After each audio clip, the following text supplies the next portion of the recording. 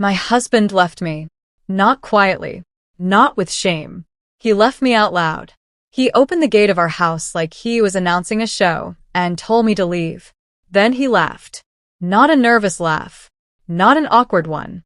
A full, satisfied laugh, like watching me fall apart was something he had paid to see. I stood there barefoot on the street, hugging one dirty travel bag that held everything I still owned, while my clothes were thrown after me like trash. People slowed down. Cars passed. Someone stared too long.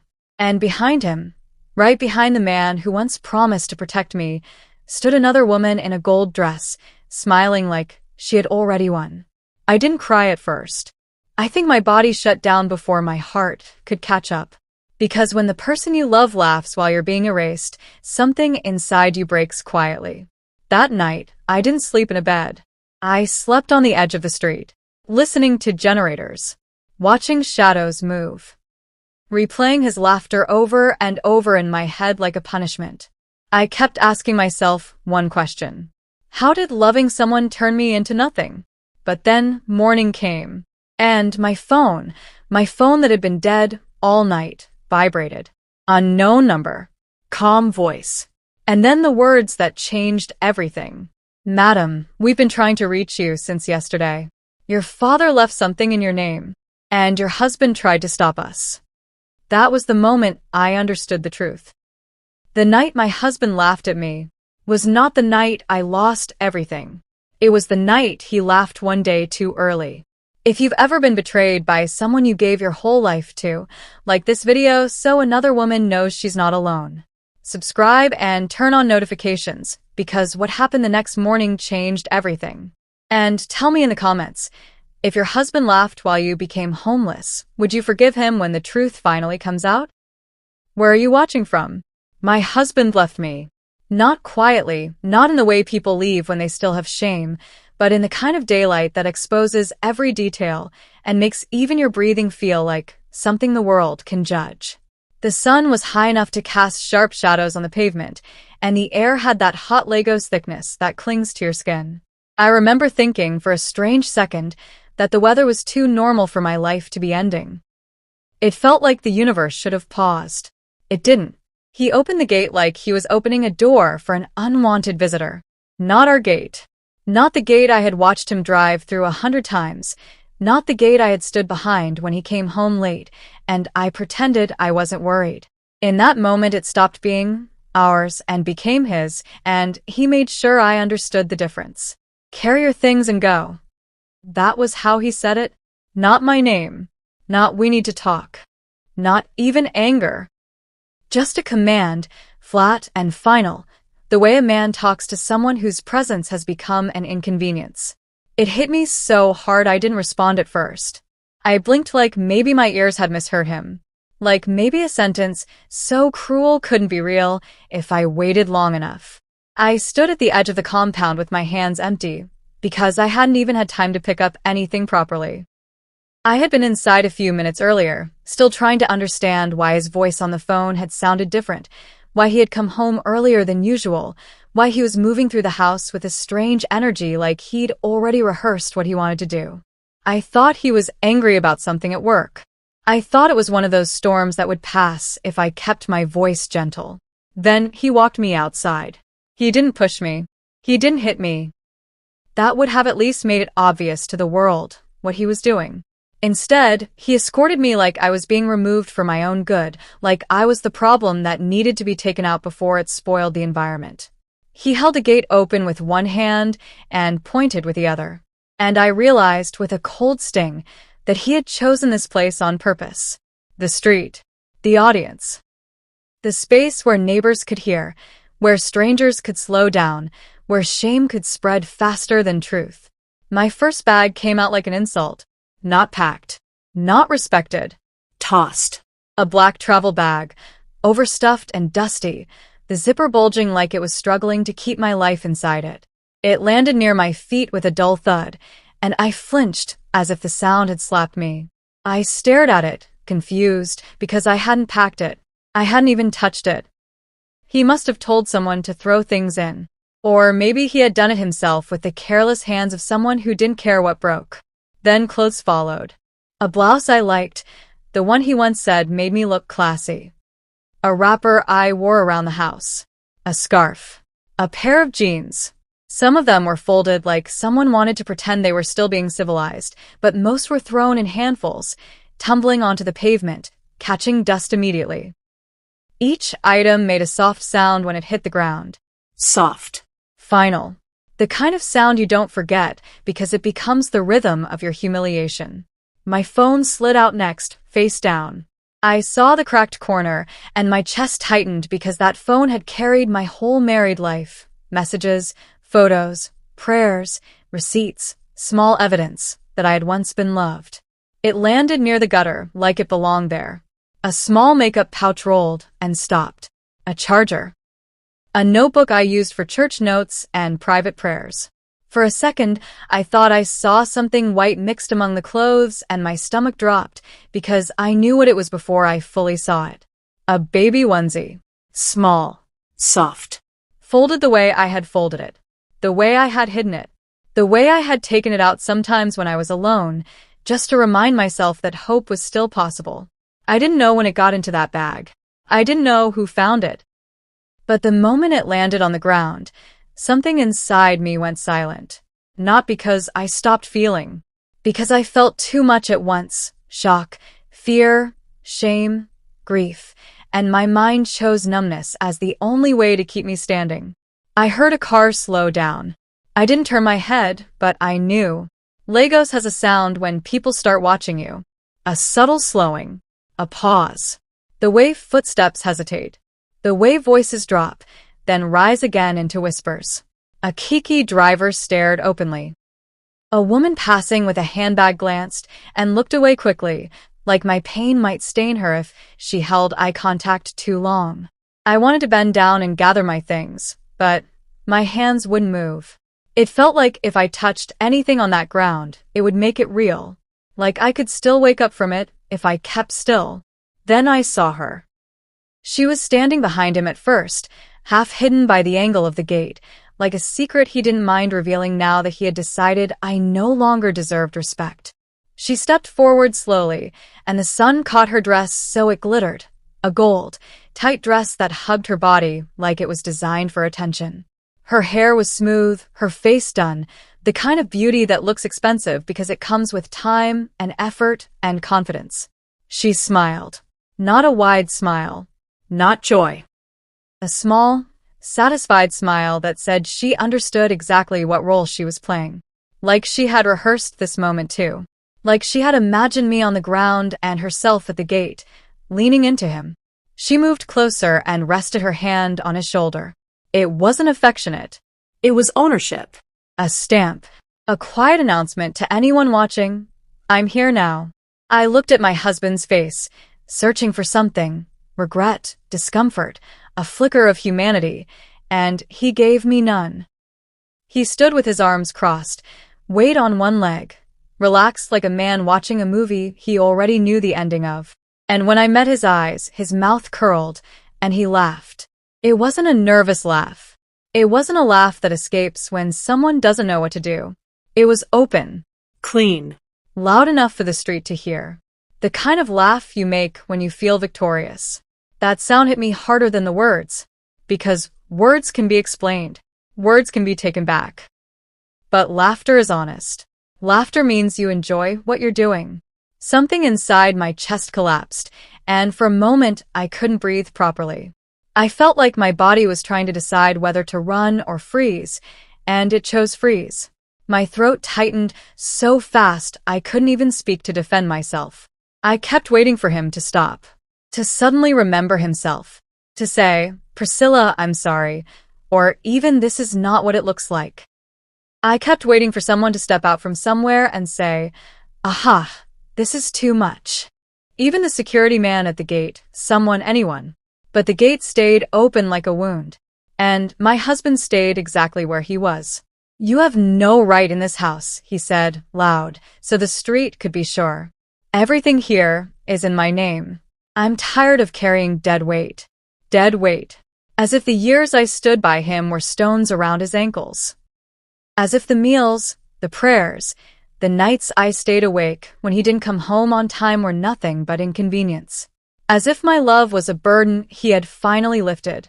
The woman beside him laughed softly too, almost like a response. Then she tilted her head and looked at me the way people look at something they've already judged. "Auntie, be thanking God," she said, sweetly, and the sweetness made it worse. At least we didn't call police. I felt heat rise behind my eyes, but the tears didn't fall yet. They gathered like a storm that hadn't found permission to break. My face stayed still, not because I was strong, but because my mind was trying to protect me from the full weight of humiliation by delaying it. My feet were bare. I didn't even realize at first. The slippers I wore inside must have slipped off during the argument, during the rush, during the moment I stumbled backward when he said, "Out." Now the street burned my soles, and dust clung to my skin immediately. It was a small detail, but it made me feel even more exposed, like the world could see I had been thrown out so fast I couldn't even keep my shoes. I finally bent down and grabbed the black travel bag with both arms, hugging it to my chest.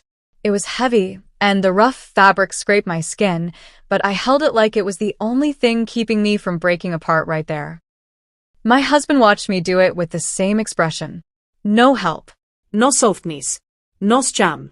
Then he laughed again, and that second laugh was the one that made my stomach turn, because it sounded like he was proud of himself for how well he was doing it, for how clean the humiliation looked, for how neatly he had erased me in public. I took one step away from the gate, then another. My items lay scattered behind me like a trail of a life being emptied out. I wanted to gather them, but my hands were full, my mind was full, and the street felt like it was leaning in. As I moved, I heard someone whisper, "Kai." I heard another voice say, "Is that not Madam?" I heard the faint tap of someone's phone screen, recording. I didn't look back at him. I couldn't, because if I looked again and saw that laughter still on his face, I was afraid something inside me would snap in a way I couldn't recover from. So I kept walking, just a little distance, enough to be out of the gate's shadow. Enough that he could no longer pretend he was escorting me, enough that the truth would be clear. I had been thrown away.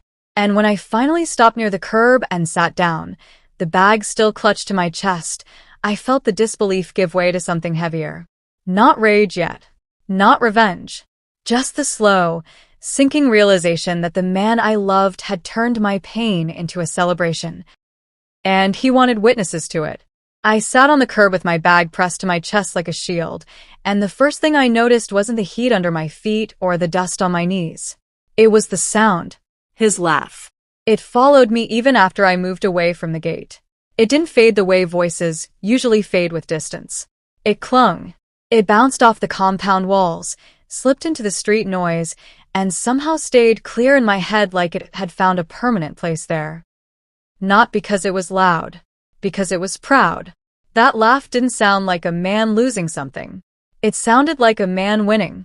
He laughed the way someone laughs after finally getting rid of a problem, like he had proved himself, and to anyone watching, that he could erase me and still stand tall. Like my tears were not a tragedy, but a performance he had paid for and deserved to enjoy. And that was what broke me. Not the fact that he wanted me gone, but the fact that he enjoyed how it looked. I sat there and stared at the ground for a long moment, trying to collect my thoughts the way you collect scattered clothes, slow, careful, hoping nothing is missing. My mind kept looping back to one question, the same way your tongue returns to a sore tooth, without meaning to. How can someone laugh at the pain they caused? Because if he had shouted, I could have told myself he was angry. If he had insulted me, I could have told myself he was bitter. If he had been cold, I could have told myself he was done. But laughter means pleasure. Laughter means you're entertained. Laughter means you feel powerful. I swallowed hard and forced myself to look up, just once, because I needed to see it with my own eyes. I needed to make sure my mind wasn't exaggerating. He was still there at the gate, arms crossed, chin lifted slightly. His weight relaxed into one hip like a man waiting for a delivery. The sun sat on his face and made him look even more calm, even more sure of himself. He wasn't pacing. He wasn't restless. He wasn't torn up inside. He didn't look like someone who had just ended a marriage. He looked like someone who had finished a task. And the woman beside him, Vanessa, was still there too. She had shifted her stance as if settling in, adjusting her gold dress with 2 fingers, smoothing it down like she had all the time in the world. That small gesture did something to me that shouting couldn't have done. It said she wasn't surprised. It said she was comfortable. It said she had already imagined herself in my place, and now the imagination was real. She leaned closer to him, smiling, eyes bright, not the smile of a woman trying to hide shame, but the smile of a woman enjoying her upgrade. She didn't look at me like a human being. She looked at me like an obstacle that had finally been removed. My stomach clenched. I wanted to stand up and scream something, anything. I wanted my voice to cut through the street, so everyone would know I wasn't a fool. I wanted to say, I am not trash. I wanted to say, I fed you. I prayed for you. I held you when you were sick. I carried this marriage when it was heavy. I wanted to say, you can't do this, and laugh. But my throat locked. It was like shame climbed up from my stomach and wrapped itself around my neck, squeezing gently but firmly until sound became impossible. Fear wasn't even the strongest thing in that moment. Shame was. Because fear makes you run. Shame makes you freeze. Shame makes you feel exposed, like even your breathing is embarrassing. My lips parted, but nothing came out. I hated myself for that. I hated that I couldn't fight back the way movies show women fighting back. Sharp tongue, perfect words, public dignity restored in one speech. But real humiliation doesn't give you a script. It steals your voice and leaves you with silence. And he saw that silence and mistook it for weakness. That was the worst part. Because my husband looked at me sitting there, frozen, and his smile widened like he had confirmed something he always suspected, that I wouldn't do anything, that I would just accept it, that I would shrink. He said something again, something about village luck and bad energy, but the words blurred. The laugh stayed sharp. The laugh was the knife. I stared at him and tried to search for the man I married. The man who once held my hand in traffic. The man who used to call me late at night just to hear my voice. The man who, on our wedding day, looked at me like I was his miracle. Where did that man go? Or maybe that man was just a season, a mask. Because what I saw at the gate was a stranger wearing my husband's face. A stranger who could watch me crumble and still feel pleasure. A stranger who could replace me openly and feel proud.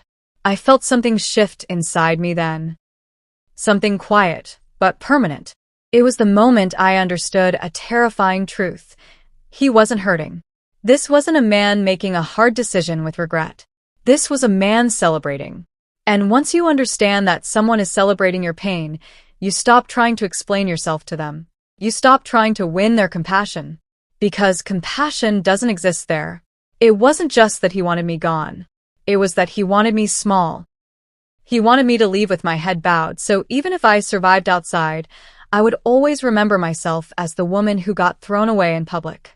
I looked down at my hands gripping the bag. They were trembling. Not from cold. From the effort of holding myself together. I could feel my heart beating in my throat, fast and shallow, like my body was preparing for danger. And maybe it was. Because humiliation is a kind of danger. It changes how you see yourself. It rewrites your confidence. It makes you question your worth in a way that can follow you for years if you let it. A small part of me whispered, stand up. Walk away.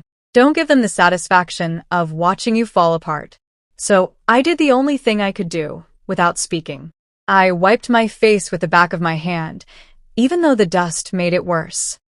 I gathered the nearest items with one arm while holding the bag with the other, pulling my phone closer, grabbing the charger, stuffing loose clothes into the bag in messy handfuls. Not because I was ready to leave, but because I needed to do something that looked like survival. Each movement felt heavy, like my body was underwater. I could feel eyes on me. That part was unavoidable. In Lagos, people watch, then they move on. Pain is too common here for everyone to stop for it. Some people stared openly. Some looked away quickly. One woman murmured something like sympathy, but didn't approach. A man shook his head, but kept walking. And my husband watched it all like he had ordered entertainment. The woman in gold even lifted her hand to her mouth like she was holding in laughter, like my scrambling on the ground was funny. That was when my eyes stung so hard, I finally felt tears gathering. Not tears of begging, tears of betrayal. Because I didn't just lose a house. I lost the illusion that love alone could protect me. I lost the story I had been telling myself, that endurance would be rewarded, that loyalty would be respected, that marriage was shelter. I realized, sitting there on that curb, that my husband had already left me long before he opened that gate. The gate was just the announcement. The laugh was just the proof. My throat tightened again, and this time it wasn't just shame. It was grief. Grief for the years I spent trying. Grief for the woman I used to be, the one who believed in forever. Grief for the baby dream I had folded into a onesie and hidden like a secret prayer. I looked up one more time, and he was still smiling, still proud, still enjoying it. And I knew, with a clarity that made my stomach twist, that nothing I said would move him. Not tears, not pleading, not explanations, not reminders of everything I had done, because you can't reason with a person who is celebrating your collapse. That was the moment something inside me stopped reaching for him. It didn't turn into anger yet. It turned into emptiness. The kind of emptiness that comes right before a person changes. I don't remember exactly when I started moving again. I only remember the feeling that if I stayed within sight of that gate any longer, I would break in a way I couldn't hide. The street was still busy, still loud, still alive with the normal Lagos impatience, horns, vendors calling, shoes scraping the pavement, but inside me everything had slowed, like my body was running on a different clock. I carried my bag awkwardly, too heavy for one arm, but too precious to let go. I had stuffed what I could back inside it without thinking. Clothes, charger, phone, the notebook, anything my hands touched first. Some things I couldn't find again. Some things I couldn't look for, because it felt like digging through my own shame in public. I left a few items behind without realizing it, and later that night I would remember and feel a fresh wave of loss over something as small as a scarf. That's what humiliation does. It turns small things into wounds. I walked a little farther down the road, past a kiosk, past a parked kiki, past a shop with a generator coughing smoke into the air. I kept my eyes low, not because I was afraid of people, but because I couldn't stand the idea of seeing pity in anyone's face. Pity can be kinder than mockery, but it still reminds you that you are visible in your weakest moment. I didn't want visibility. I wanted to disappear. The farther I went, the quieter the compound behind me became. The gate was no longer in my direct view, but I could still hear it in my mind. Metal, finality, that sound a gate makes when it closes like a sentence ending. I could also hear the faint thump of music from inside the townhouse, drifting out like a cruel echo of normal life. Someone had turned music on quickly, like they were trying to drown out the fact that a woman had just been thrown out. Like celebration needed a soundtrack. I found a spot near the curb, a little darker, a little less exposed. Not hidden, because in Lagos you are never truly hidden outside, but less obvious than sitting right in front of the house that rejected you. I lowered myself onto the concrete slowly, wincing as my bare feet touched the ground again. The road still held heat from the day, and it stung my soles. I pulled my knees close and positioned the bag between them, hugging it like it was a person, like it could lean back and tell me, "You're not alone." My hands wouldn't stop shaking. Not violently, but that small trembling that happens when your body has been holding itself rigid for too long, and it finally starts to release. My throat ached from the effort of not crying. It's strange, the way you can be full of tears and still not let them fall, like your body is trying to protect your pride even when pride feels useless. I checked my phone. The screen lit up weakly. 3%. Then 2. The battery symbol glowed red like a warning. I wanted to call someone immediately. My aunt in Surulere, maybe, or my friend from church, or even someone I didn't want to bother but might still answer. My fingers hovered over contacts, but my mind hesitated. Because calling someone would make it real. Calling someone meant saying the words out loud. My husband threw me out. My husband laughed. I am on the street. Those words felt too heavy to fit inside my mouth. So, I did the thing people don't admit when they're proud. I sat with the phone in my hand and waited for the battery to magically improve, as if hope could charge it. I turned the brightness down. I closed apps. I watched the percentage drop anyway, like a countdown to a life I didn't recognize. Cars passed. Some slowed briefly, then moved on. A man pushing a wheelbarrow looked at me, then looked away. A woman selling pure water glanced, then shook her head softly, as if she had seen this story too many times. A security light from a nearby building flickered on, throwing a pale glow across the pavement. A generator somewhere hummed steady, that constant background sound Lagos uses to keep living when power disappears. The day faded gradually, then suddenly. 1 minute the sky was still holding light, and the next minute the streetlights were blinking on, and the air had changed. Night came like a curtain dropping. That's when the fear started. Not the dramatic fear of a movie scene. The quiet fear that creeps in when you realize you are a woman outside at night with nowhere to go. The kind of fear that makes you sit straighter without meaning to, that makes you listen harder, that makes you calculate every sound. I shifted the bag closer. My fingers dug into the fabric unconsciously. I kept my head up, but my eyes scanned without staring, because staring invites attention. I watched the street the way a person watches water, when they don't know how deep it is. I tried to look like I belonged there, like I was waiting for someone, like I wasn't lost. The music from the townhouse grew fainter as traffic noise swallowed it, but in my mind it stayed loud. Every time a car door slammed somewhere, my heart jumped. Every time footsteps approached, I held my breath until they passed.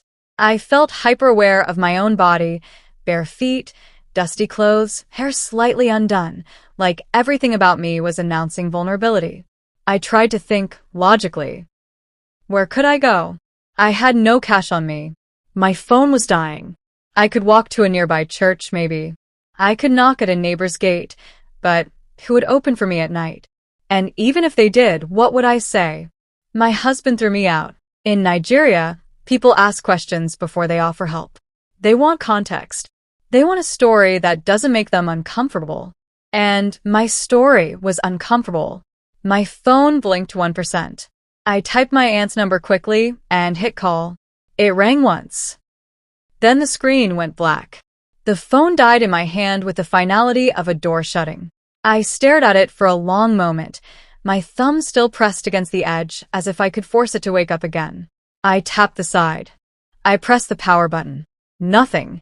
I felt tears finally rise, but instead of crying, I laughed once, soft, bitter, disbelieving, because it felt like even the tiny lifeline I had refused to hold. I looked around for a place to charge it.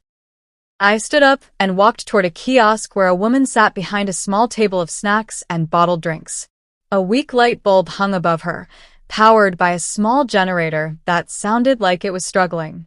"Please," I said, and my voice came out smaller than I expected. "Can I charge my phone? Just small." She looked at my face, then at my feet, then at my bag. Her expression softened, but it was the softness of someone who doesn't have much to give. "No light," she said, pointing toward the sky, as if Nipa could hear us. "Generator nah for my freezer. If I plug you, go spoil." I nodded quickly. "Okay. Thank you." She watched me for a second longer, then reached under her table and held out a sachet of water. "Take," she said, not smiling but kind. I hesitated, then took it. The plastic was cold against my palm. I wanted to say more, to explain, to ask for help in a bigger way, but pride stood between me and the words like a wall. I went back to the curb, sat down again, and drank the water slowly. The coldness soothed my throat, but nothing touched the emptiness in my chest. Lagos kept living around me. People laughed somewhere. Someone argued. A bus conductor shouted a destination. A radio played faint gospel music in the distance. A dog barked. A motorbike roared past. The city did not pause because I had been discarded. The world did not rearrange itself around my heartbreak. That was when the invisibility hit me fully. I felt like I had slipped out of my own life and nobody noticed. Like I had been erased from the comfort of my home and dropped onto the street, and the city simply swallowed me. I was a woman sitting on concrete with a bag, one of many scenes people glance at and forget. My feet burned, not just from the heat, but from the fact that I couldn't even remember when last I had sat barefoot outside like this. My back ached from holding myself upright. My eyelids felt heavy, but I was afraid to sleep deeply. I kept blinking, forcing myself to stay alert, listening, watching, calculating. At some point, I pulled the notebook from my bag. Not because I wanted to read, but because I needed something familiar in my hands. The cover was slightly bent. I flipped through pages of church notes, scriptures, prayers I had written in moments of hope. My handwriting looked like another person's. Someone who believed things would work out if she stayed faithful. I closed the notebook and pressed it to my chest. And then, in the dark, with the hum of generators and the passing of cars, I whispered a prayer. Not for revenge. Not for punishment. Not for him to suffer. Just for strength. God, I said softly, my voice trembling, I don't know what tomorrow is. I don't know where I will sleep. I don't know how I will survive this. But please don't let this be the end of me. Don't let shame swallow me. Give me the strength to see morning. I rested my forehead on my bag and breathed in shallow, careful breaths. And for the first time since the gate opened, I allowed myself to cry silently, tears slipping down my cheeks into the fabric, hidden from the street, hidden from the world, because even in that moment, I still couldn't bear to give anyone the satisfaction of seeing me break. Night pressed on, slow and heavy, and the curb became my bed. Not because I chose it, but because life had pushed me there and dared me to survive. I sat there with my back against nothing, counting my breaths the way people do when they're trying not to panic. In through my nose, out through my mouth. Slow. Careful. Like if I breathed too fast, the night would swallow me whole. My bag was still between my knees, my arms wrapped around it, my chin resting on top like it was a pillow. The concrete beneath me had cooled a little, but the ache in my feet had settled deeper, no longer sharp, just constant, like a reminder that this was real. Somewhere behind me, just a few houses away, my husband was still inside the life that used to be mine. I could picture it without trying. The living room lights on, the air conditioner humming, the smell of perfume that wasn't mine floating through the house. Him sitting comfortably, probably on the same couch where I once folded laundry, laughing again as he retold the story. The way he'd exaggerate it to make himself look decisive. Brave. Free. She just packed and left, he would say, as if I hadn't been thrown out. I've been carrying her for too long, he would add, lifting his glass. I finally chose myself. And the woman in the gold dress would laugh with him, clinking glasses, nodding like she had been there all along, like she hadn't just stepped into the ruins of another woman's life. Maybe music was still playing. Maybe he poured another drink. Maybe he even slept well that night, stretched out on the bed we once shared, convinced he had closed a chapter cleanly. In his mind, the story was finished. He thought I was done. That sitting on the street with no phone, no money, no home meant I had reached the end of whatever strength I had. He thought silence meant I had accepted my fate. He thought because I wasn't screaming at the gate, because I wasn't begging, because I wasn't calling his phone over and over, that I had nothing left. He didn't understand something important. Silence doesn't always mean defeat. Sometimes silence is just the pause before something shifts. I didn't know it then, sitting there blinking back tears and watching the streetlights flicker, but things were already moving. Quietly, carefully, in places far away from that gate and that laughter. In rooms with clean floors and cold air. In offices where people wore suits and spoke in measured tones. In files and folders and sealed envelopes that had nothing to do with my humiliation and everything to do with truth. While I sat there counting my breaths, paperwork was being opened. While I pressed my notebook to my chest like a lifeline, names were being read aloud in rooms I had never seen. While my husband laughed himself into sleep, doors I didn't even know existed were unlocking themselves. and I was completely unaware. That's the strange thing about turning points in life. They don't announce themselves with noise. They don't send warnings. They don't ask if you're ready. They happen quietly, in the background, while you're busy surviving the worst moment you think you'll ever face. I shifted slightly on the curb, my back stiff, my neck sore. I pulled my bag closer and leaned into it, closing my eyes for a few seconds, not sleeping, just resting them. My thoughts drifted without direction, landing on memories I hadn't invited. My father's face came to mind suddenly. It surprised me because I hadn't thought of him all evening. He had been gone for years, and grief has a way of becoming quiet when life fills up with other responsibilities. I remembered him sitting on a wooden chair in the evenings, quiet, observant, listening more than he spoke. I remembered how people used to underestimate him because he didn't boast, because his clothes were simple, because his voice never competed for attention. "Not everything that is valuable makes noise," he once told me, smiling gently. I didn't know why that memory surfaced then. I just knew it settled something inside me, even if I didn't understand why. The street grew quieter as the night deepened. Traffic thinned. The generator sounds blended into one low hum, like the city breathing in its sleep. I pulled my wrapper tighter around myself and tucked my feet closer, trying to conserve warmth, trying to stay alert without exhausting myself. A security guard from a nearby building walked past once, his torch light briefly washing over me. He slowed, looked at my face, then at my bag. "You day wait for person?" he asked. I nodded quickly. "Yes." He hesitated, then nodded back and continued his patrol. I exhaled slowly once he was gone. Even small questions felt heavy. Even small interactions required strength I wasn't sure I had much of left. I leaned my head against the wall behind me and stared up at the sky. Lagos sky, at night, isn't full of stars. Too much light. Too much smoke.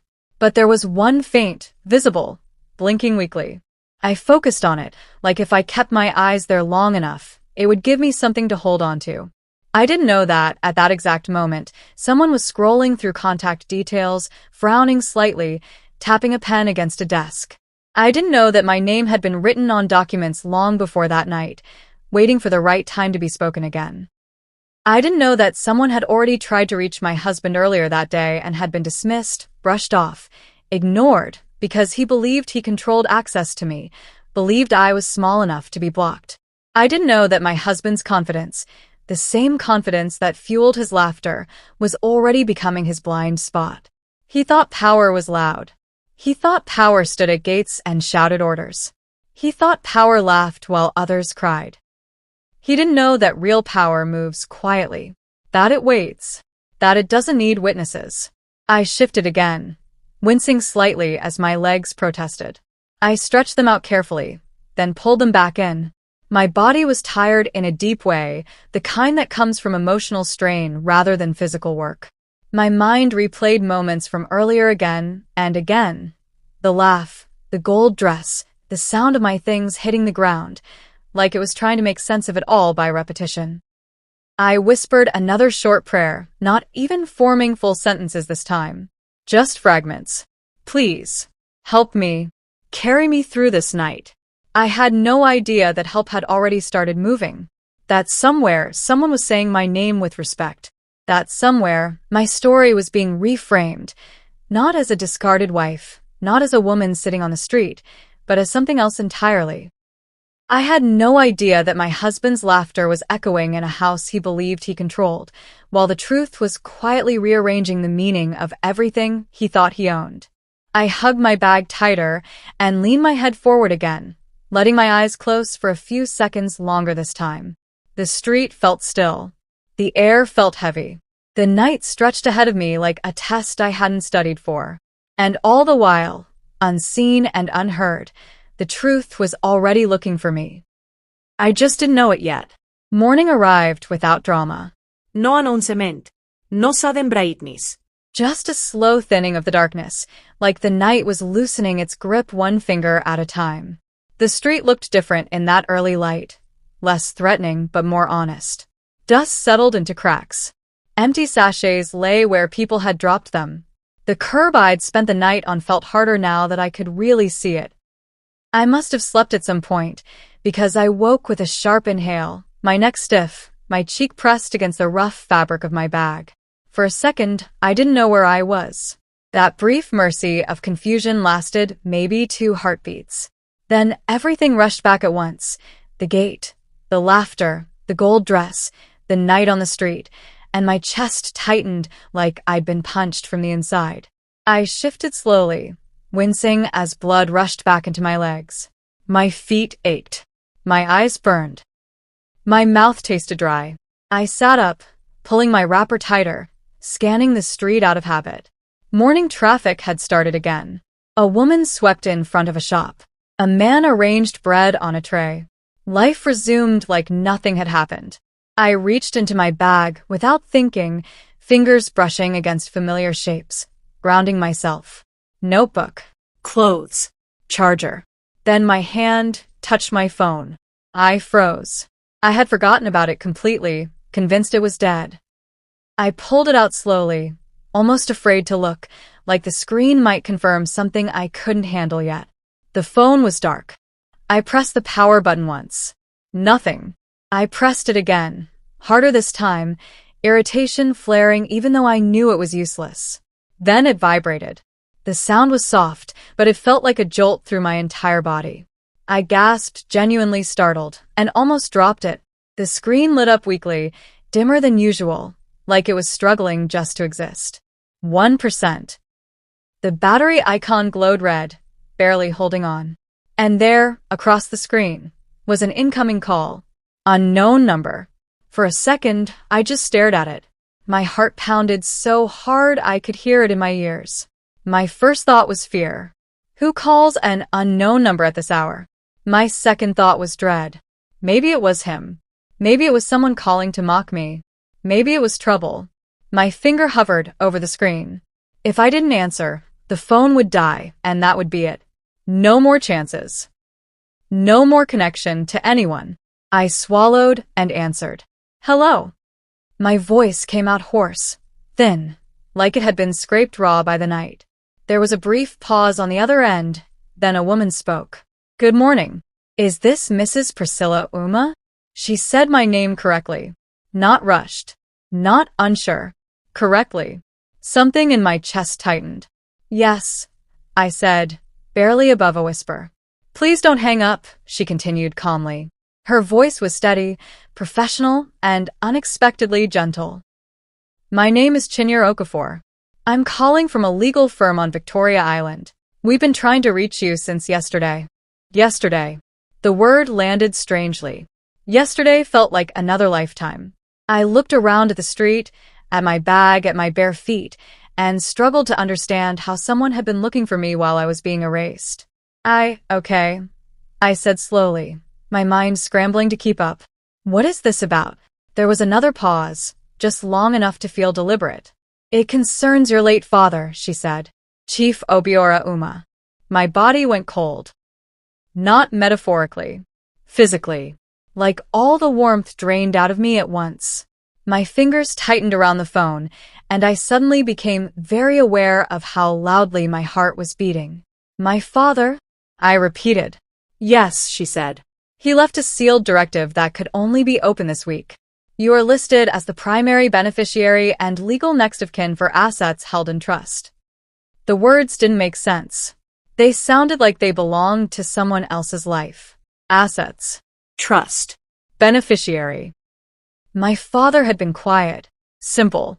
He sold spare parts. He died without noise. Without drama. Without anything anyone ever pointed to as wealth. I think there's a mistake, I said, panic creeping in. My father didn't have. I understand why you'd think that, she said gently, cutting in before I could finish. That's a very common reaction. But there is no mistake. My grip on the phone tightened until my knuckles hurt. She continued, we attempted to reach you earlier, but your line was unreachable. We then tried the emergency contact listed in the file, your husband. My stomach twisted, and I asked, though something inside me already knew the answer. He refused to cooperate, she said. Not angry, not emotional, just factual. He declined to provide your current contact information and stated that he was no longer responsible for you. The street disappeared. The sounds faded. The cars, the voices, the generators. Everything narrowed until there was only that voice and the pounding in my ears. My vision blurred, not with tears, but with shock. My husband hadn't just thrown me out. He had actively blocked someone from reaching me. Someone with information about my father. About something important enough to involve lawyers and trusts and sealed directives. Madam, Chinyere said softly. are you still there? Yes, I breathed. I'm here. I looked down at my dusty knees, at the bag that had held my life together for the night, at the phone trembling in my hand with its 1% of life left. My reality felt unstable, like it was tilting. What did my father leave? I asked. There are details we need to discuss in person, she replied. What I can say now is that it involves shares in companies, property interests, and a fixed deposit held under legal protection. Your father left specific instructions regarding access and timing. I laughed once, quietly, not because it was funny, but because my brain couldn't find another response. This sounds like a scam, I said, my voice cracking despite my effort to stay composed. I'm sorry, but I would question it too, she said without offense. That's why we need you to come in. The documentation is complete and already processed through probate channels. There is also something else. Your father left a recorded message. He specified that it must be played to you in person. A recorded message. My throat closed. The idea of hearing my father's voice again, after all these years, after this night, hit me harder than the mention of money ever could. I don't know if I can come in today, I said slowly, reality pressing back in. I don't even have transport. There was a brief silence on the line. Then her tone shifted, becoming firmer but still kind. Where are you right now, madam? I hesitated. Pride flared weakly even then. I'm outside, I said. It felt safer than telling the whole truth. Please tell me, she said. It's important. I closed my eyes. I'm on the street. Another pause. This one longer. I imagined her expression changing, imagined her sitting straighter. Thank you for telling me, she said finally. Please stay where you are. Don't move. I'm arranging transport. A driver will be sent to pick you up. You'll see a black SUV. He will ask for you by name. My heart lurched. I don't. Madam, she interrupted gently. Everything will be handled. Please just stay where you are. I wanted to ask 100 questions. I wanted to demand explanations. I wanted to cry, to laugh, to collapse. But my phone buzzed again, the screen flickering. 1% became 0. The call cut off. The phone went dark in my hand. I stared at it, stunned, my breathing shallow, my thoughts racing. The street slowly returned, the noise, the movement, the reality, but it didn't feel the same anymore. Something fundamental had shifted. I sat there in the early morning light, holding a dead phone, my heart still pounding, my body still cold. In less than 2 minutes, my life had cracked open in a way I couldn't yet understand. The night before, I had been a woman discarded on the street. And now, somehow, impossibly, my father's name had been spoken with weight and authority, my husband's cruelty had been quietly exposed, and a door I never knew existed had begun to open. I hugged my bag closer and looked up the road, my eyes scanning every dark vehicle that passed. For the first time since the gate opened, I wasn't waiting in despair. I was waiting for something to arrive. I sat there after the call ended, holding my dead phone like it could still explain what had just happened. The screen was black. No signal. No battery. Just my own reflection faintly staring back at me, eyes swollen, face dusty, mouth slightly open like someone caught mid-breath. My father. His name kept echoing in my head, not as a memory but as a statement. Chief Obiora Uma.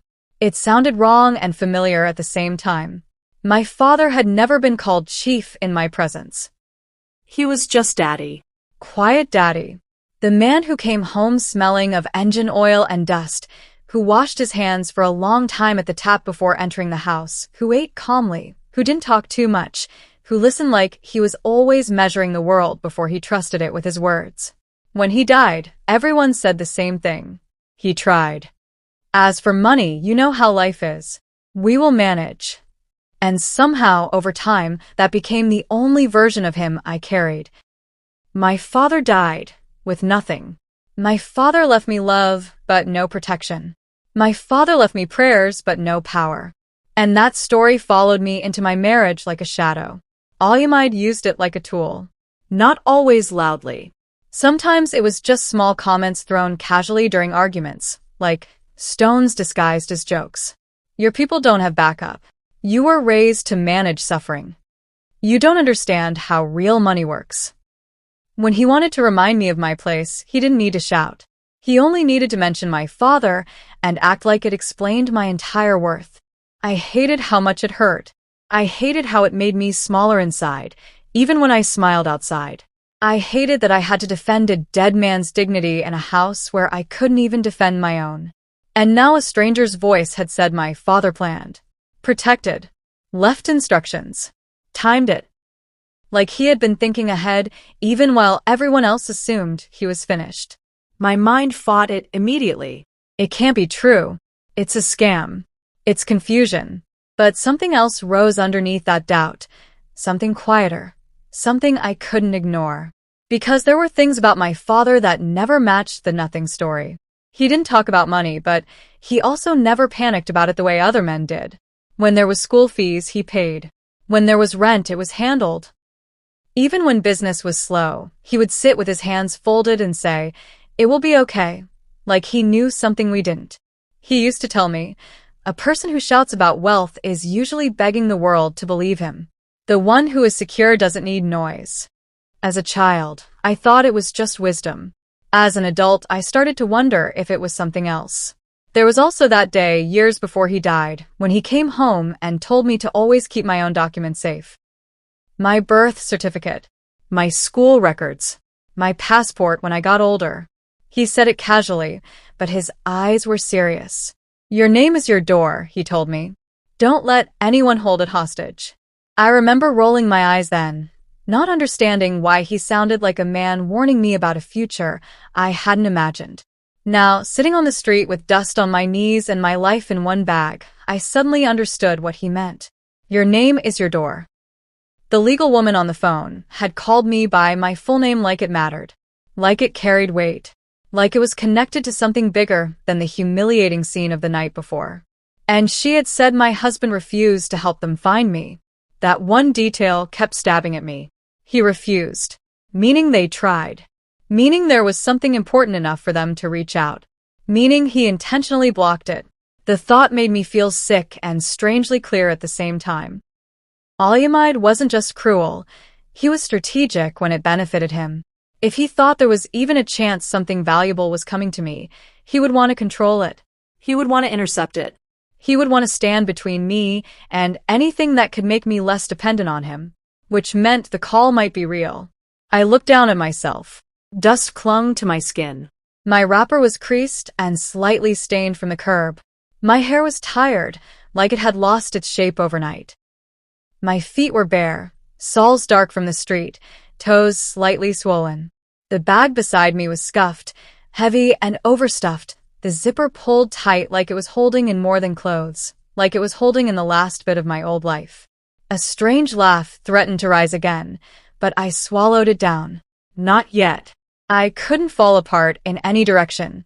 Not grief, not joy, not disbelief. I needed to stay steady. The woman had said a black SUV was coming. I lifted my head and started watching the road. Every time a dark car slowed, my heart jumped. Every time one passed without stopping, my shoulders dropped again. I didn't want to look desperate, but my body didn't care about dignity anymore. It cared about answers. As I watched, I kept thinking about the last months of my marriage. The way Alyamide had become impatient with me, like my presence irritated him. The way he started talking about fresh energy and new beginnings, as if he was the one suffering. The way he'd lock his phone screen when I entered the room. The way he'd suddenly start wearing perfume even on days he wasn't going anywhere. And now, the idea that he might have known something was coming, something connected to my father, made the pieces shift. Maybe his timing wasn't only about Vanessa. Maybe it was also about control. Get rid of me while I'm powerless. Humiliate me so I don't think I can fight. Make me too ashamed to ask questions. Too broken to show up anywhere with confidence. That was his mistake. He thought shame was a chain. He didn't know shame can also be a spark. Because sitting on that curb, I realized something. If my father truly left me something and my husband tried to block it, then my husband wasn't just leaving me. He was trying to bury me before I could stand. I pressed my palm against my chest, studying my breathing again. I tried to picture my father's face clearly. The lines around his eyes. The way he looked at me when he thought I wasn't listening. There was always something protective in his gaze, like he saw storms ahead and quietly built shelters without telling anyone. If he did plan, he wouldn't have left it to chance. He wouldn't have trusted relatives. He wouldn't have trusted a husband who could change. He would put it in a place where only law could guard it. Only my signature could release it.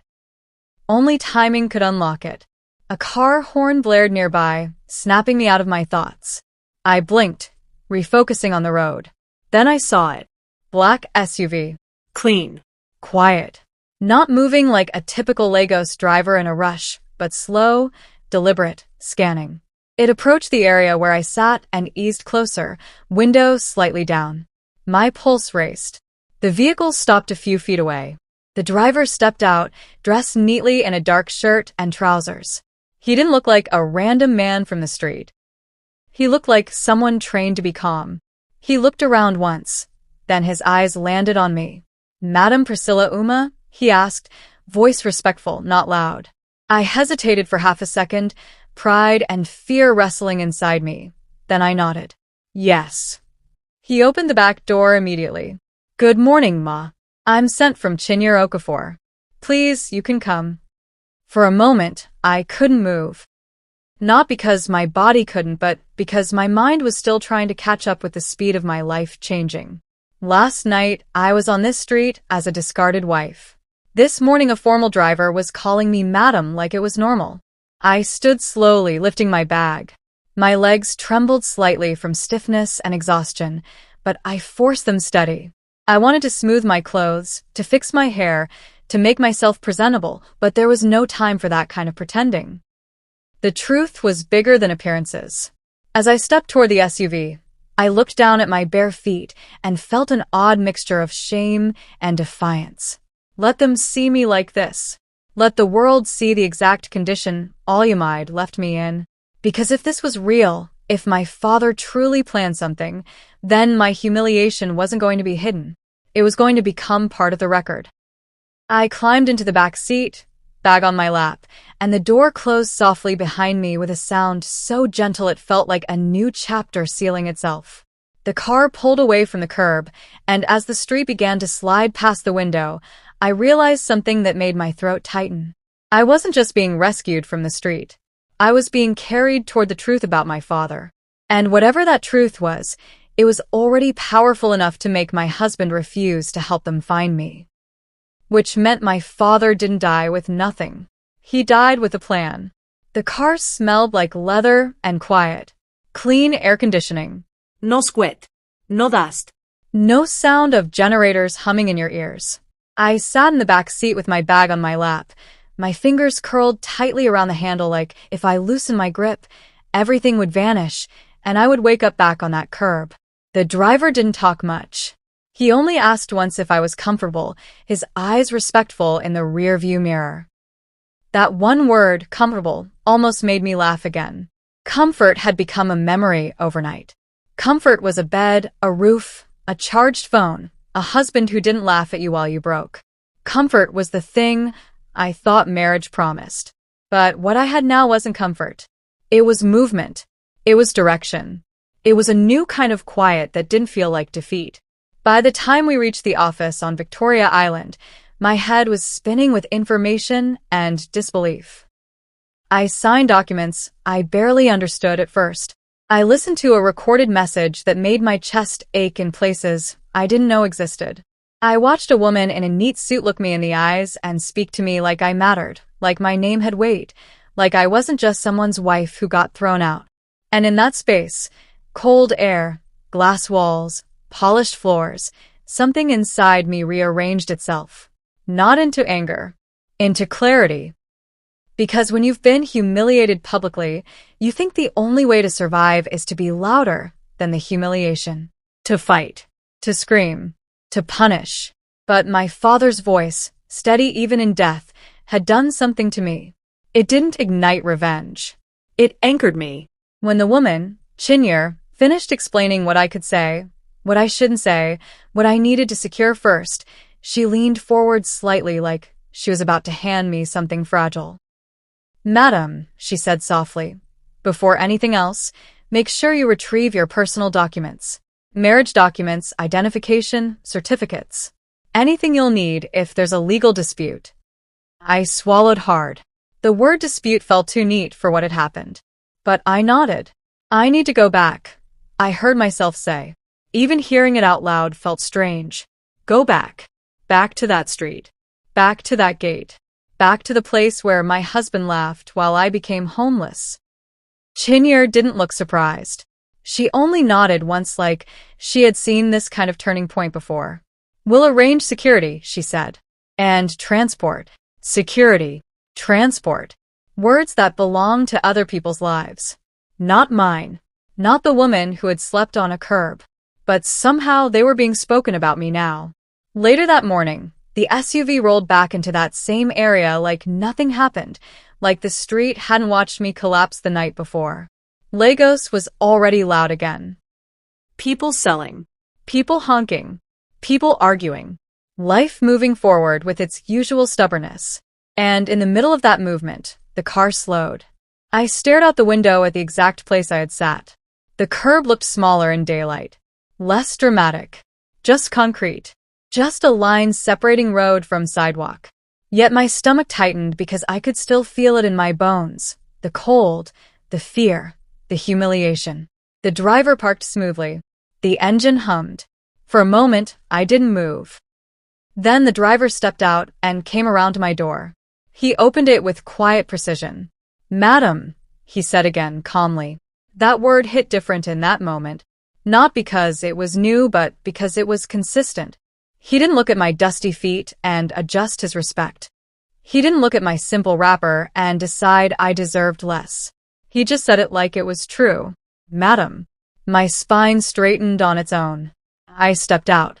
The street air hit my face. Hotter than the air-conditioned office. More honest. And as my bare feet touched the ground again, I felt something shift in my chest. Last night, my feet on this ground meant exile. This morning, my feet on this ground meant return. Not begging. Not crawling. Return like someone walking back into the scene of a crime to pick up evidence. I adjusted my bag, inhaled slowly, and turned toward the gate. The same gate. Tall. Clean. Unforgiving. It looked innocent in daylight, like it hadn't swallowed a woman whole the night before. The compound walls were still cream-colored, still polished. The house still stood there like a rich man's certainty. And there he was. Olyamide. He stood near the gate as if he expected me, arms loose, face relaxed, like a man who enjoyed control. He wasn't in a rush. He wasn't worried. He had the posture of someone who believed the world had already agreed with him. Vanessa stood near him too. Not close enough to look desperate, but close enough to look claimed. Gold dress again, but now it looked less like glamour and more like costume. She held a small handbag, chin lifted, eyes scanning me like she was inspecting something she thought she'd already replaced. The moment Olyamide saw me, his mouth curled into a smirk. That smirk was familiar. It was the face he made whenever he believed he was winning. Whenever he believed I had nowhere else to go. His eyes traveled down my body quickly. Dust, wrapper, bag, bare feet, and the smirk deepened.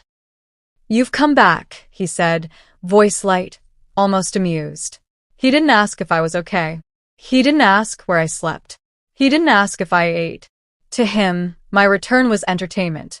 Proof of what he believed about me. Vanessa's lips curved into a smile, small and poisonous.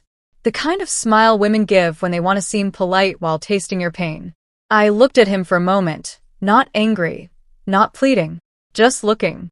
And I realized something that surprised me.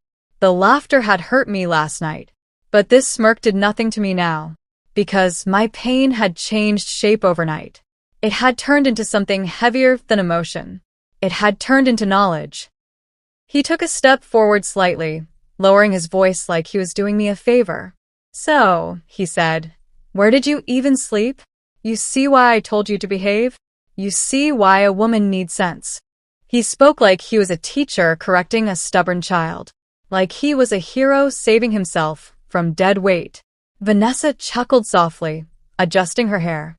Tell her, she said, voice sweet. Some people don't know when to accept reality. My mouth stayed closed. Not because I didn't have words. Because I didn't want to waste them. I walked toward the gate slowly, not rushing, not trembling. The sound of my footsteps wasn't loud, but in my head it sounded like a drum.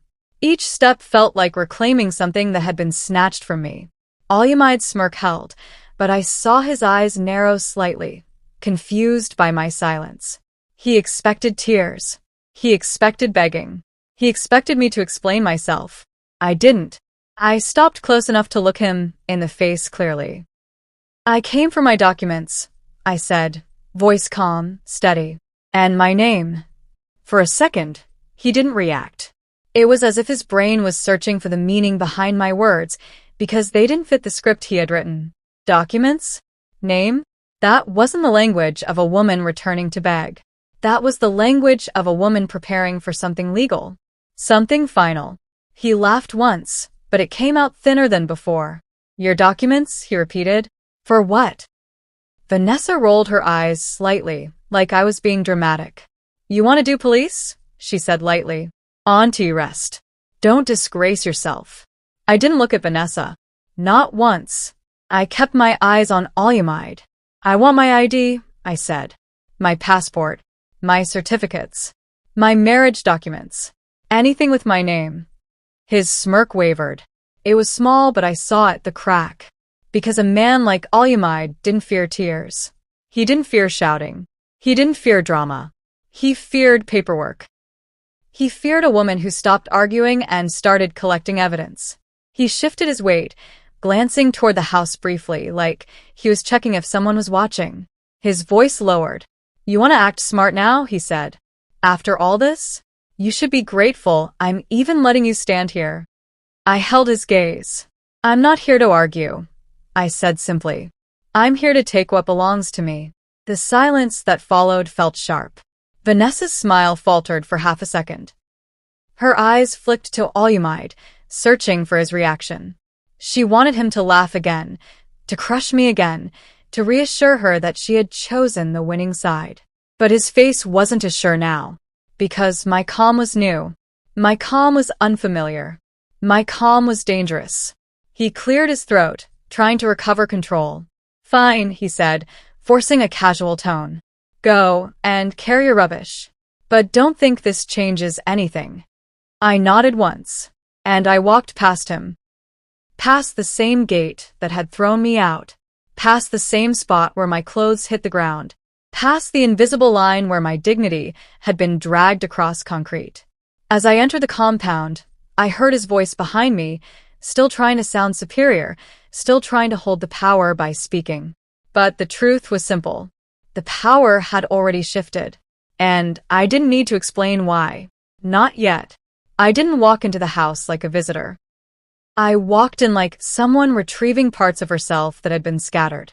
The living room looked the same. Cream walls, expensive furniture that always felt too stiff to relax into, the smell of air freshener mixed with perfume that wasn't mine.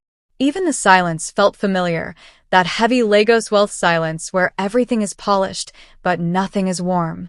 My footsteps were soft on the tiles, but I could feel eyes on my back. I could feel Vanessa behind me like a shadow that wanted to be noticed. I could feel Olyamide's presence too, not close enough to touch me, but close enough to remind me that he still believed this house was his stage.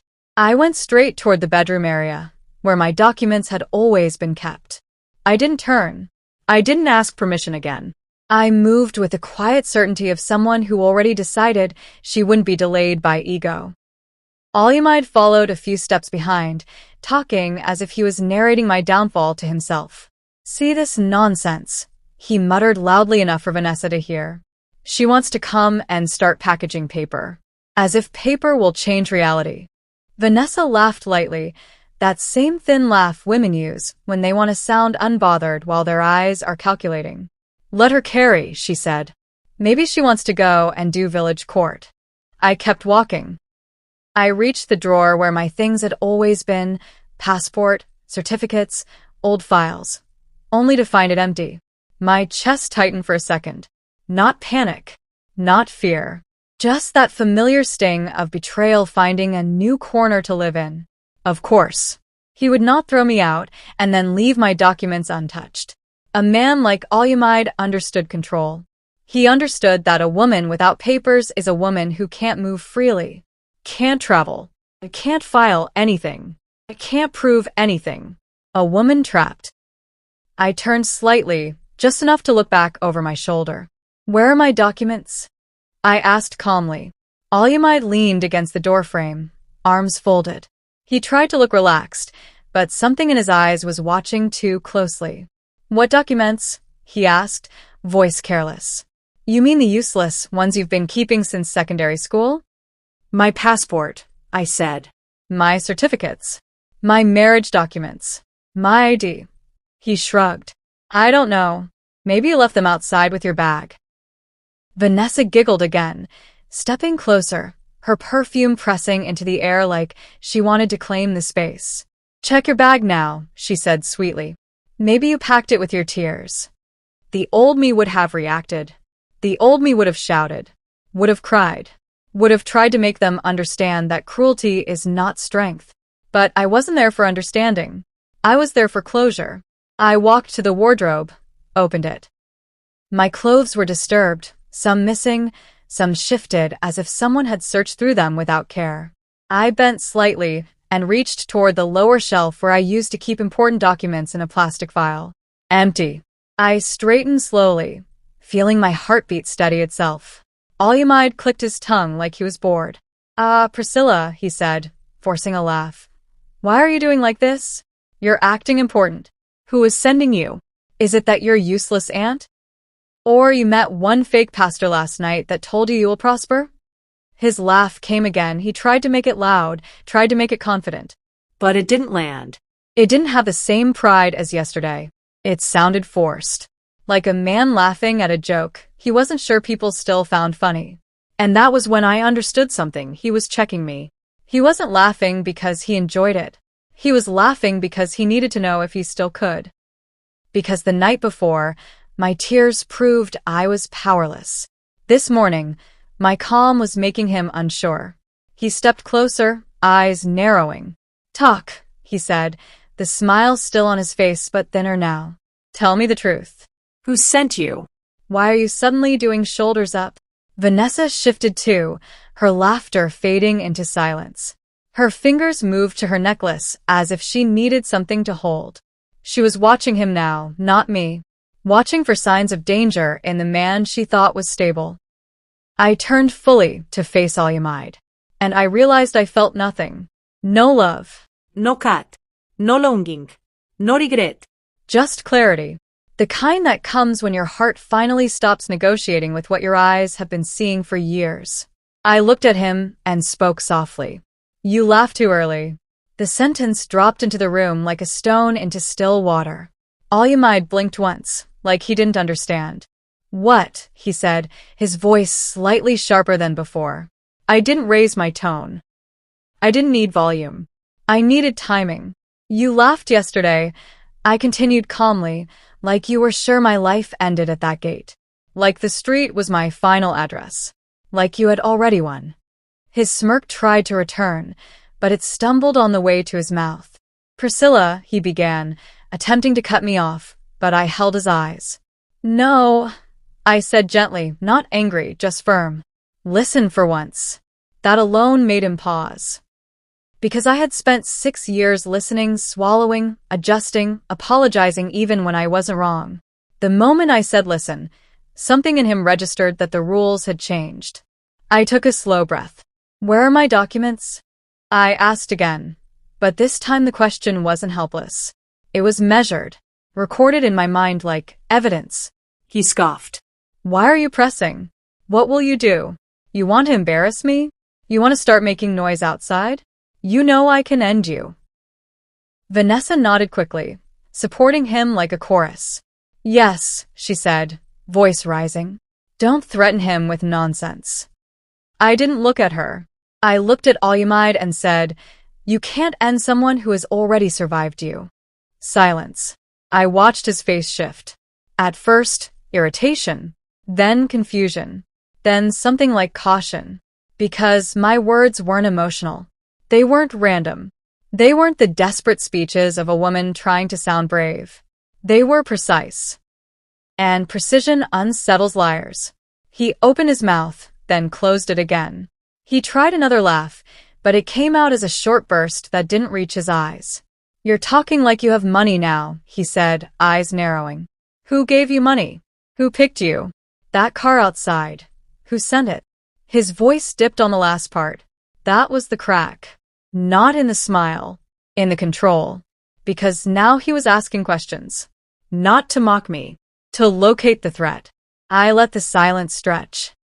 I wanted him to feel it, to sit inside it like I sat inside the street last night. Then I said quietly, you refuse to help them find me. His head jerked slightly. What did you say? I kept my voice level. You refused to help them find me. When they called you. The air changed immediately. Vanessa's eyes widened. Olyamide's face stiffened like a door slamming shut. For a moment, he didn't speak. His gaze searched my face, scanning for how much I knew. That quick calculation was something I'd seen in him during business calls, when he was trying to decide whether to deny, divert, or attack. You're lying, he said finally, but the words lacked conviction. I nodded once, like I expected him to say that. You know the problem with you, Olyamide? I asked softly. You think every truth needs shouting to be real. But some truths don't need volume. They need timing. He swallowed. The skin around his eyes tightened. He was trying to maintain power, but I saw something new there now. Unease. I stepped a little closer, not into his space, but into the line where he could no longer pretend I was begging. I'm not bluffing, I said, still calm. I'm not here to fight you. I'm here to collect what belongs to me. And when I leave today, you will realize the gate you opened yesterday wasn't for me. His jaw clenched. Vanessa's voice came out sharper now, fear hiding behind attitude. What are you even saying? Stop talking in riddles. Olyamide lifted a hand slightly, silencing her without looking at her. He never did that before, never dismissed Vanessa in front of me. That alone told me everything. He was afraid of losing something real. Not love. Not marriage. Something he valued more than me. Control. Reputation. Money. Stability. He stared at me like he was seeing a version of me he hadn't prepared for. Informed. Protected. Untouchable in ways he couldn't bully. He tried one last time to reclaim the old script. Priscilla, he said, lowering his voice into something almost gentle, you don't have to do this. Whatever you think you know, we can talk. You know I can take care of you. Let's not make this messy. The sudden softness was almost laughable. Not because it wasn't convincing. Because it was late. He wasn't offering peace. He was offering delay. I looked at him and felt only that same clean clarity. Bring my documents, I said. He hesitated. And in that hesitation, the power fully shifted. Because a man who laughs at your homelessness doesn't suddenly want to talk, unless he feels the ground moving under him. He finally saw it in my eyes.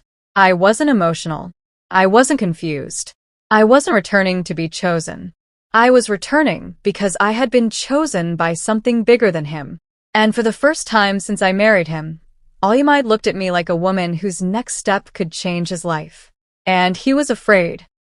He stood there waiting for me to explode. Waiting for the tears. Waiting for the begging that would feed his ego and reassure him that no matter what happened, he still owned the emotional advantage. Vanessa was watching too, her body angled slightly forward like she wanted to witness my collapse up close, like she wanted to take a mental picture of me breaking, so she could remember it later whenever her conscience tried to whisper. But I didn't give them that. I stayed quiet long enough for the silence to feel uncomfortable, long enough for Olyamide to realize the room wasn't bending to his voice anymore. He swallowed again, his eyes flicking briefly toward the hallway as if he was calculating where my documents could be hidden, as if he was deciding whether keeping them was worth the risk of whatever I now represented. He didn't ask me what I meant by "they called you." He didn't ask me who they were. He didn't laugh again. Because deep down, he already knew. Men like Olyamide don't fear poverty. They fear exposure. They fear losing control of a story they've been narrating for years. And he could feel it. Some unseen hand was reaching into his carefully arranged life and shifting things out of place. Vanessa tried to rescue the moment with noise. "This one is doing like film," she scoffed, rolling her eyes. "Olyamide, tell her to carry herself and go. Don't let her confuse you."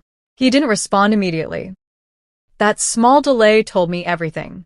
Vanessa thought she was standing beside a king. But kings don't hesitate when they're sure. Olyamide was hesitating because he was beginning to understand that yesterday's laughter might become tomorrow's regret. He cleared his throat and forced a tone that was supposed to sound calm and superior. "Okay," he said, lifting his chin. "Let's assume someone called me. So what? People call me plenty times. It doesn't mean anything."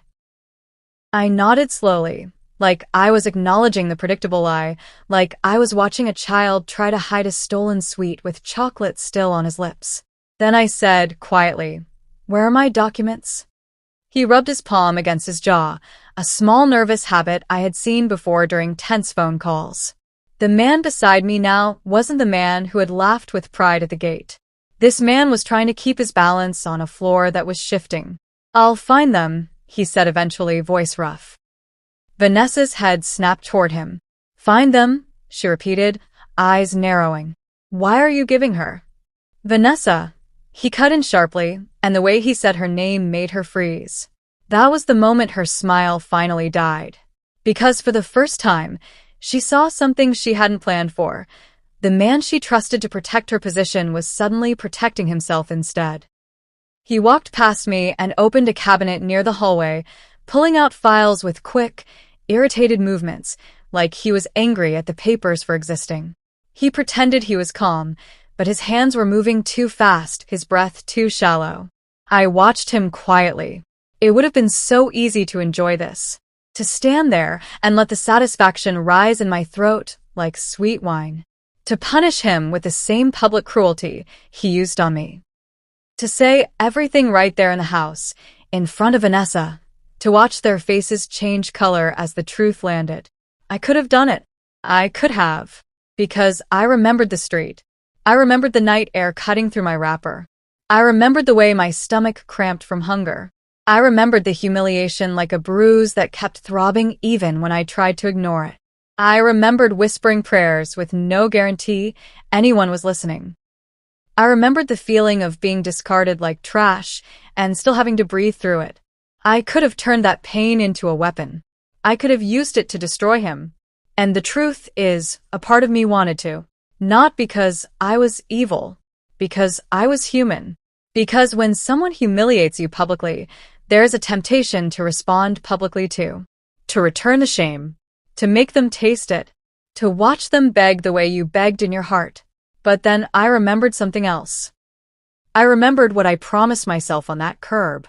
Not out loud, not in a dramatic way, but in that quiet moment where your soul speaks when everything else is silent.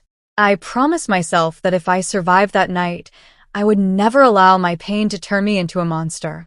That I would not become cruel just because cruelty had been done to me. That I would not let humiliation rewrite my character. And standing there now, watching Olyamide search through files with his pride cracking like old paint, I realized something important. The street didn't only break me. It revealed me.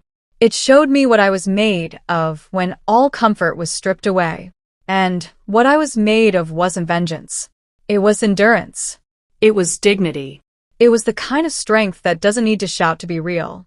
Alyamide finally found a folder and yanked it out like he was pulling out proof of his own control. He turned and thrust it toward me. Take, he snapped. Your documents. Everything. Just take and go. His voice was sharp, but his eyes were restless, searching my face again, waiting for the next blow. Vanessa stepped forward slightly, trying to regain her swagger. Yes, she said, chin lifted. Carry and go. Don't come back again. I took the folder from Alyamide slowly, not snatching it, not rushing. My fingers felt steady on the edges of the paper. The weight of it wasn't just documents. It was identity. It was movement. It was proof that I was not helpless. I opened it right there and flipped through, checking without apology. Passport. Certificates. ID. Marriage papers. My name. My name was there, printed cleanly, undeniable. I closed the folder and held it against my chest the way I held my bag the night before. Not like a shield, but like something valuable I was finally allowed to protect. Alyamide exhaled sharply. Now what? He demanded, voice trying to sound impatient. You've collected paper. You're happy now. I looked at him, and I felt something settle inside me, quiet and complete. Because the truth is, I wasn't happy. Happiness is soft. Light. What I felt was stronger than happiness. It was freedom. Freedom from trying to prove I was worthy to a man who enjoyed humiliating me. Freedom from begging to be chosen by someone who treated love like a favor. Freedom from measuring my value by how loudly someone laughed at my pain. I could have said everything then. I could have told him who had called me. I could have told him what had been left in my name. I could have watched him crumble. Watched Vanessa's gold dress lose its shine in her own eyes. Watched their confidence turn into panic. But I didn't. Because power isn't always revealing everything you know. Sometimes power is knowing you don't have to. I stepped back slightly, folder still against my chest, and spoke calmly. Alyamide, I said, and my voice was so level it almost sounded like I was talking to a stranger. You laughed yesterday because you thought I was nothing. His jaw tightened. Vanessa shifted uncomfortably. I continued. That laugh doesn't hurt me anymore. His eyes narrowed, uncertain, defensive. So, what do you want? Money? Apology? You want to enter my house and start doing drama? I shook my head once. I don't want your money, I said. And your apology would come too late to mean anything. My words were simple, but they landed heavy because I wasn't speaking from emotion. I was speaking from decision. I came for my name, I repeated softly, tapping the folder. I got it. Then I added, and I came to tell you one thing. He leaned forward slightly, like he couldn't help himself. I looked him in the eyes and said, I'm done begging to be chosen. The silence after that felt different. Not tense. Not fearful. Just final. I turned toward the door. Vanessa scoffed quickly, trying to cover her discomfort. See her mouth, she muttered. She's doing like motivational speaker. But her voice shook slightly, and she knew it. Alyamide took a step forward. Priscilla, he said, and for the first time since yesterday, his tone wasn't mocking. It was uncertain. Wait. I paused at the doorway, not turning fully. What? I asked.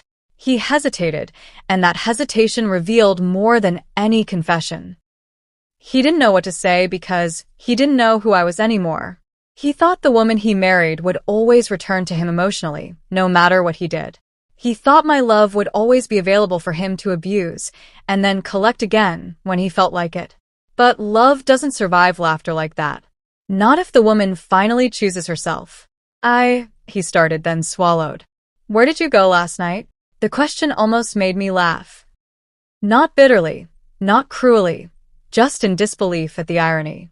Now he cared where I slept. Now he cared where I went. Now he wanted to know if I suffered. I turned my head slightly and answered with calm honesty. I survived, I said. Then I walked out. The sunlight outside hit my face again, bright and unforgiving. But this time it didn't expose me. It warmed me. The driver was already waiting, door open, respectful. "Madam," he said. I stepped in and sat back, my documents safe against my chest, my bag beside me, my feet still bare but my spirit no longer on the ground. As the car pulled away, I looked through the tinted window one last time. Alyamide stood at the entrance, frozen. Vanessa was beside him, her gold dress still glittering but her eyes no longer confident. She clutched her handbag tighter, like she suddenly realized she had stepped into a story she didn't understand. And I didn't wave. I didn't smile. I didn't gloat. Because I wasn't leaving as a winner over them. I was leaving as a woman who had found herself again. That morning didn't just change my situation. It changed me. It taught me that dignity isn't weakness. That calm isn't surrender. That silence can be power when it's backed by truth. And that the most dangerous thing a woman can do after being humiliated is not to seek revenge, but to rise without becoming cruel. I stopped begging to be chosen. I chose myself. And that is the kind of ending no one can steal from you. If you've ever been laughed at when you were already breaking, if you've ever been discarded like you meant nothing, I need you to hear this. Your story isn't over just because someone decided to close the door on you. Sometimes the door closes so another one can open with your name on it. And if this story touched you, don't scroll past it quietly. Like this video so it reaches another woman who needs strength today. Subscribe and turn on notifications because the next part of this journey is where the real consequences begin. And in the comments, tell me one thing. If you were in my shoes, would you have chosen revenge or dignity? Tell me where you're watching from too. I'm reading every word. Before you go, don't exhale yet. Because what you've just watched is not the end of this story. It's only the moment everything started shifting. What happened after I walked away from that house is something my husband never prepared for. The calls, the documents, the people who suddenly stopped taking his calls and started answering mine, the truth about what my father left behind and how close my husband came to losing everything he thought he owned. That's part 2. And it's coming very soon. So here's what I need you to do right now. Don't just watch, participate. Subscribe and turn on notifications, because when part 2 drops, you don't want to hear about it in the comments. You want to be there when it happens. Like this video so the algorithm knows this story matters and pushes it to someone who needs it tonight.